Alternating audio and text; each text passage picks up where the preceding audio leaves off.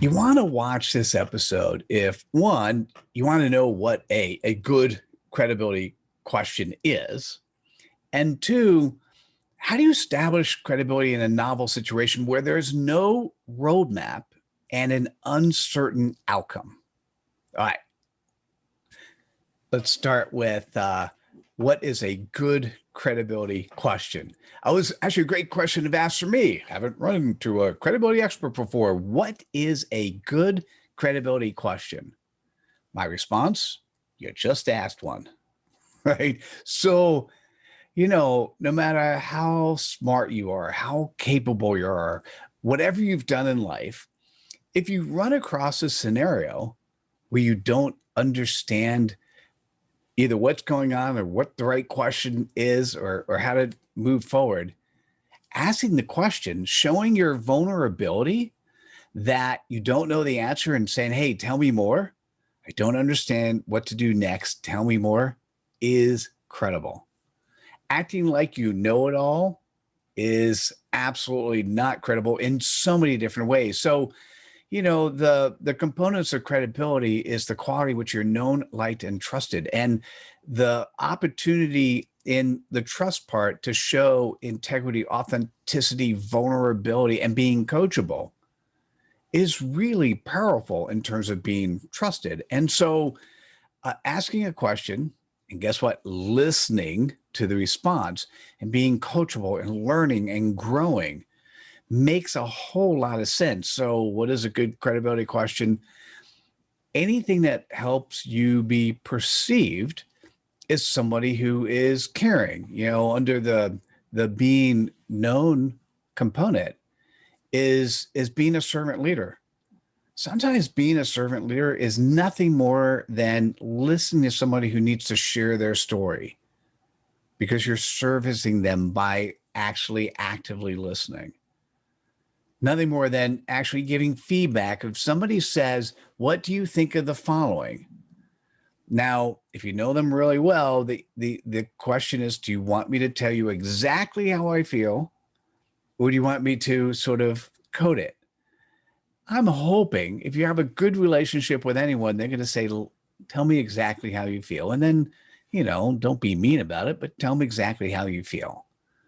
And being able to both give and receive, the way we can move forward by making this a much more humane world is by together helping each other understand what is credible and what is dubious and encourage credible. So what is a good credibility question? Anything that helps both serve and be served is a great credibility question. All right, hey, let me grab the other question. Mitchell, I have not spent a lot of time thinking about credibility, but now that you asked, tell me what is a novel way to share your credibility, particularly in a scenario where there is not a roadmap and there is a uncertain outcome? Well, when I first started doing the interviews, when I interviewed 500 people for credibility, I had no idea what the outcome would be other than I might do a book. Actually, let me rephrase that. I knew I was going to do a book, had no idea everything else that would come out of it. Had no idea I needed to redefine and increase the robustness of the definition of credibility. Had no idea that my life mission would be to tip the scale between credible and dubious. I just knew what I wanted to do. And along the way, I provided value. So if you want to, first, let me break that into pieces. The first question, how do you create a novel way to create credibility? I'm going to ask you, first question, why? You don't need to be novel. Or if you want to be novel, let me give you an answer for being novel. 98% of the people I interviewed needed help articulating the customers they served and the pain point they addressed. 98%. I call that the CPoP, the customer point of pain. In the membership community, Credibility Nation, you can actually go there and take the course. It's $47, or you join as a member. It comes as part of the basic membership. If you want to help develop your CPoP, it's 10 words. It is could be 1 to up to 10 words.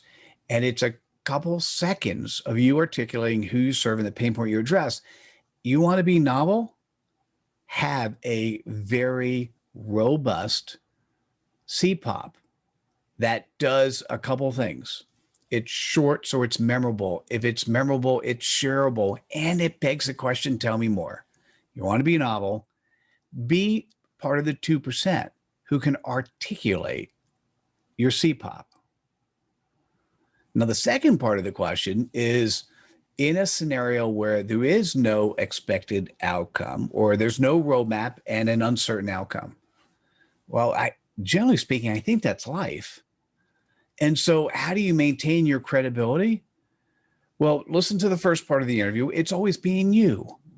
It's being you in such a way where you're vulnerable, your integrity, you have authenticity, you're likable, you share other people's cred dust, you respect those people you interact with, you are a servant leader. You do all the things, are 10 components of credibility, and you just be credible. So if you don't have a roadmap, then telling people you don't have a roadmap.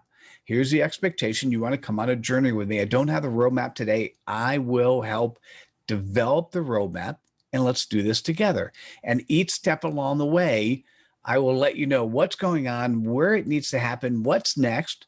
And I won't make promises I can't keep. And these are the steps that I want to move forward. And at each step of the way, we're going to look back and say, where are we?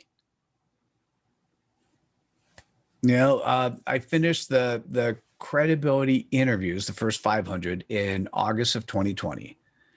The first step was to do a summit and come up with a book, Credibility Nation, and that was in October. And it didn't hit the way I expected it. I expected something completely different, so I ended up doing something else. Each step along the way, I let people know, here's what's going on, here's what's happening, here's what's next. Do you want to come along? Let's play. That's what you kind of need to do, is if it is uncertain, you need to share that.